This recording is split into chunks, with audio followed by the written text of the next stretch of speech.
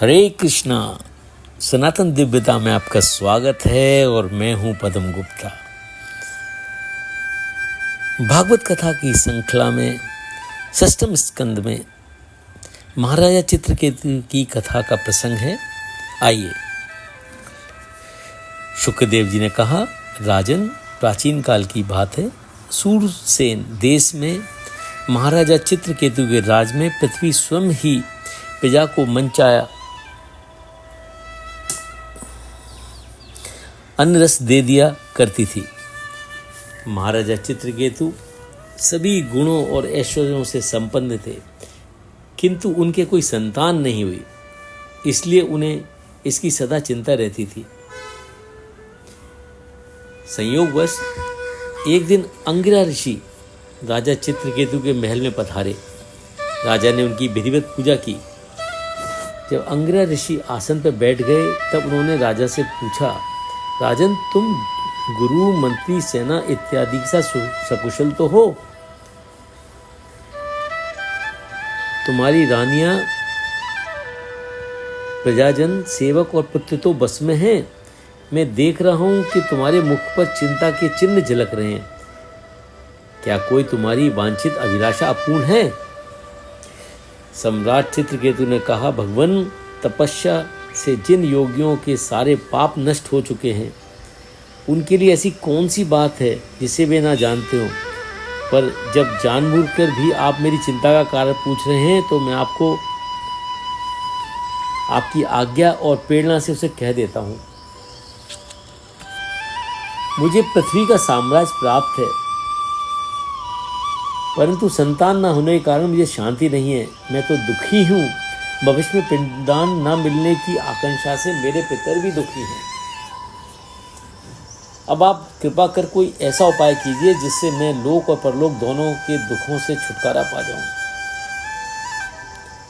सुखदेव जी कहते हैं, परीक्षित, भगवान अंगिरा ने त्वष्टा देवताओं के साथ चरु तैयार कर उससे उनका यजन किया और यज्ञ का अवशेष प्रसाद रानी कृतघ्ति को देकर राजा चित्रकेतु से कहा, राजन, तुम्हारी पत्नी से तुम्हें हर्ष और शोक दोनों की देने वाला एक पुत्र होगा। ऐसा कहकर वे चले गए। समय आने पर महारानी के एक सुंदर पुत्र हुआ। प्रजा बहुत आनंदित हुई। राजा चित्रकेतु ने प्रसन्नता से बालक का जातकर्म संस्कार कराया और ब्राह्मणों को प्रचुर दान दिया। प्रतिदिन बच्चे के लाड़ प्यार करते रहने के कारण महाराजा चित्रकेतु दूसरी रानियों की उपेक्षा रानी कृतघ्ति को अधिक चाहने लगे। दूसरी रानियां संतान न होने के कारण स्वयं ही दुखी थी। राजा की उपेक्षा से उनका हृदय में ईर्ष्या ने स्थान कर लिया। वे अपने को दासी से भी बदतर समझने लगी और इस देश के कारण उनकी वृद्धि भी मारी गई। अतः क्रूरतावश उन्होंने एक दिन छिपकर उस नन्हे से राजकुमार को विष दे दिया। घावों के रोने की आवाज सुनकर महारानी कृतघ्ति ने जब अपने पुत्र के शयनगृह में पहुंची तो वहां उन्होंने अपने बच्चे को अस्मघात मरा पाया। अत्यंत शोक से मूर्छित हो वे पृथ्वी पर गिर पड़ी। जब राजा चित्रकेतु को मालूम हुआ कि मेरे पुत्र की अकारण ही मृत्यु हो गई है, तब उनकी आंखों के आगे एकाएक अंधेरा छा गया। उन दोनों के कातर विलाप से सारे राजकर्मचारी शोकाभिभूत हो गए और सारे देश पर दुख के बादल छा गए। महर्षि अंगिरा और देवर्षि नारद को जब ज्ञात हुआ कि राजा चित्रकेतु पुत्र शोक से चेतनाहीन हो रहे हैं, तब वे उनके पास आकर ज्ञान वैराग्यपूर्ण उक्तियों से उन्हें समझाने लगे। उन्होंने कहा, राजेंद्र, जिसके लिए तुम इतना शोक कर रहे हो, वे बालक इस जन्म और पूर्व के कई जन्मों में तुम्हारा कौन था? उसके तुम कौन थे? अगले जन्मों भी उसके साथ तुम्हारा क्या संबंध रहेगा? जैसे जल के वेग से बालू के कण एक दूसरे से जुड़ते और बिछड़ते रहते हैं, वैसे ही काल के प्रभाव में प्राणियों का मिलन और बिछो होता रहता है। जैसे कुछ बीजों से दूसरे बीज उत्पन्न होते हैं फिर नष्ट हो जाते हैं, वैसे ही भगवान की माया से प्रेरित होकर प्राणियों से अन्य प्राणी उत्पन्न होते हैं और फिर नष्ट हो जाते हैं। भगवान ही समस्त प्राणियों के अधिपति हैं। उनमें जन्म मृत्यु आदि के विकार लेशमात्र भी नहीं है। ये संसार उन्हीं की माया से मिथ्या होते हुए सत्य सा भासता है। राजा चित्रकूट ने उससे पूछा, आप दोनों परम ज्ञानवान और महान से भी महान हैं तथा अद्भुत वेश में अपने को छिपाकर यहाँ पधारे हैं। कृपा कर बतलाइए कि आप कौन हैं। मैं अज्ञान के घोर अंधकार में डूब रहा हूँ। ज्ञान की ज्योति जलाकर आप दोनों ही मुझे इस अंधकार से निकालिए। महर्षि अंगिरा ने कहा, राजन, मैं अंगिरा हूँ। ये सामने देवर्षि नारद खड़े हुए हैं। तुम्हें शोकाकुल देखकर तुम पर अनुग्रह करने के लिए हम दोनों यहाँ आए हैं। राजन, जो भगवान और साधु पुरुषों का भक्त है उसे किसी भी अवस्था में शोक नहीं करना चाहिए।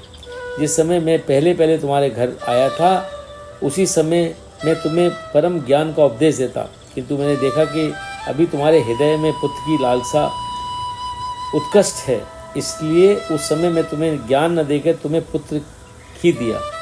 अब तुम सब अनुभव कर रहे हो कि पुत्रवानों को कितना दुख होता है। यही बात स्त्री, घर, धन और विविध प्रकार के ऐश्वर्य आदि पर लागू होती है। ये सभी शोक, मोह, भय और दुख के कारण हैं। इसलिए तुम अब अपने मन को विषयों से हटाकर अपने सच्चे स्वरूप के चिंतन में लगा दो और शांति स्वरूप परमात्मा में स्थित हो जाओ। अंगिरा के उपदेश से भी जब चित्रकेतु का शोक दूर नहीं हुआ, तब देवर्षि नारद ने मृत राजकुमार की जीवात्मा को स्वजनों के सामने प्रत्यक्ष बुला के कहा, जीवात्मन, देखो, तुम्हारे माता पिता और स्वत संबंधी तुम्हारे वियोग से अत्यंत शोकाकुल हो रहे हैं। इसलिए तुम अपने शरीर में फिर प्रविष्ट हो जाओ और शेष आयु उनके साथ ही व्यतीत करो।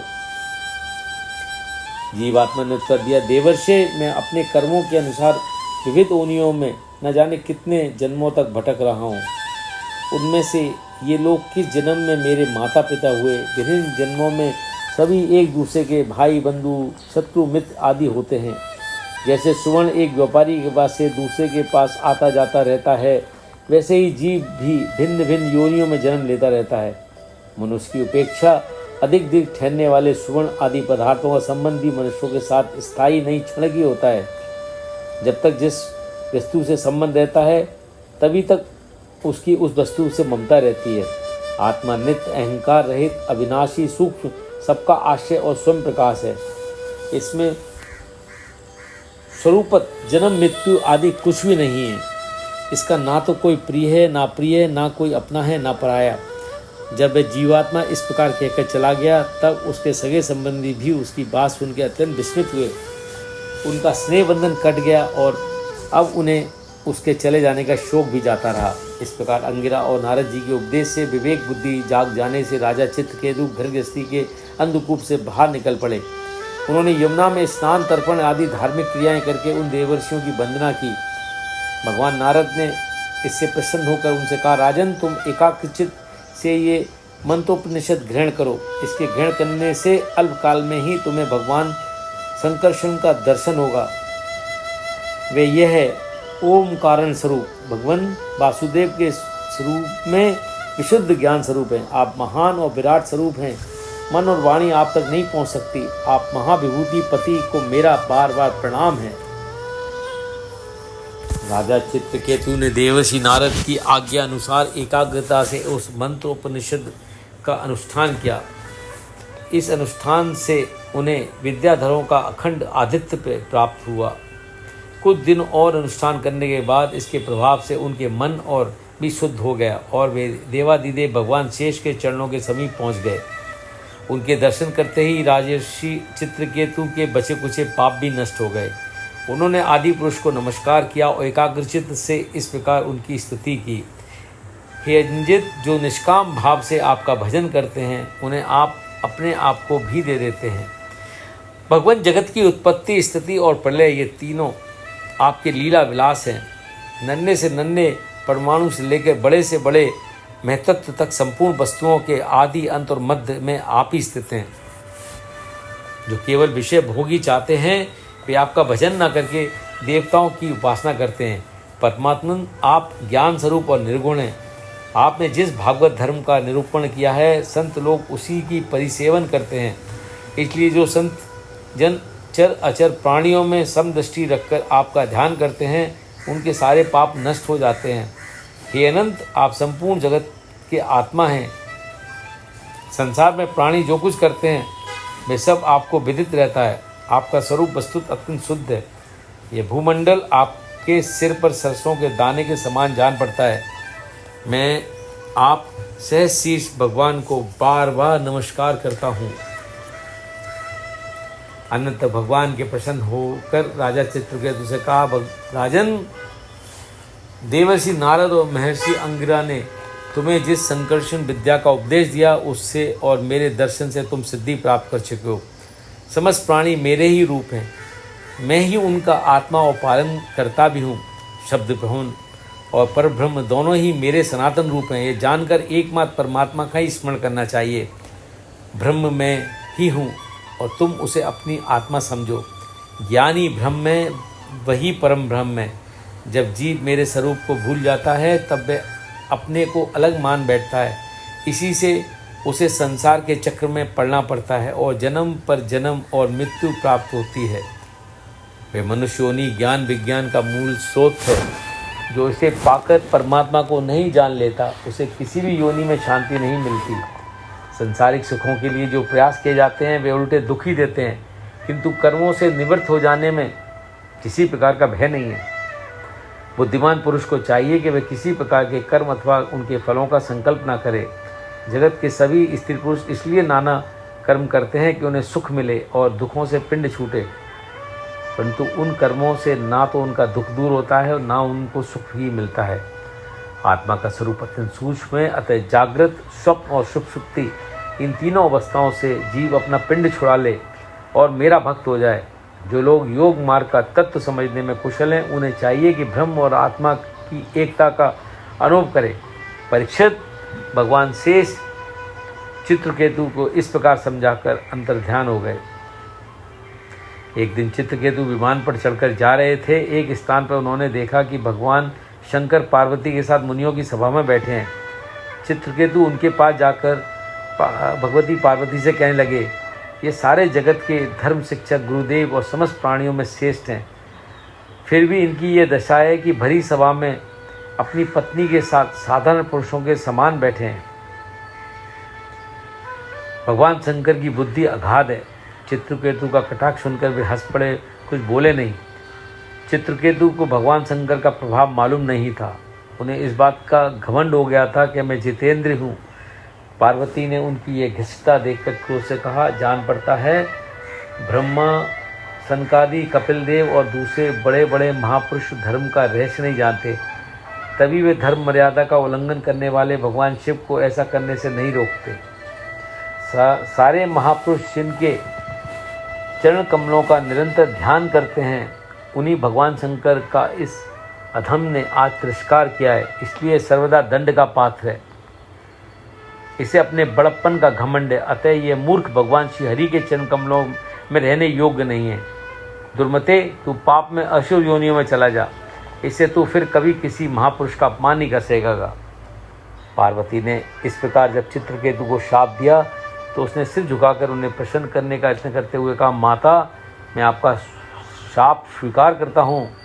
प्रारब्ध अनुसार जीवन अज्ञान से मोहांध होता है और इसी कारण यह संसार चक्र में भटकता हुआ सुख दुख भोगता रहता है। दुख और सुख को देने वाला ना तो अपना आत्मा है ना कोई दूसरा है। जो अज्ञानी है वे ही अपने को सुख दुख का कर्ता माना करते हैं।